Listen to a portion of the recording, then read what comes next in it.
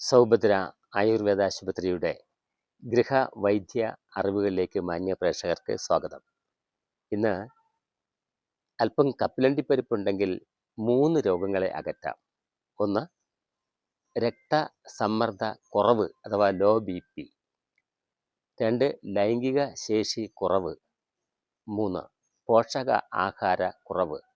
ഈ 3ഉം പരിഹരിക്കാൻ 10 ഗ്രാം കപ്പലണ്ടി നന്നായി അരച്ച് തേനിൽ ചേർത്ത് ദിവസവും 1 നേരം കഴിക്കുക. കുറച്ച് ദിവസം അടുപ്പിച്ചും കഴിക്കുക.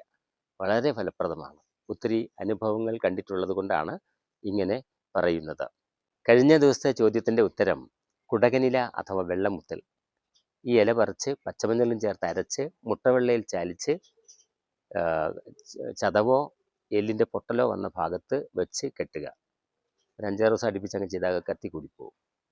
അതാണ് ശരിയായ ഉത്തരം. ഇന്നത്തെ ചോദ്യം, ഒരു ഔഷധ ചെടിയുണ്ട്.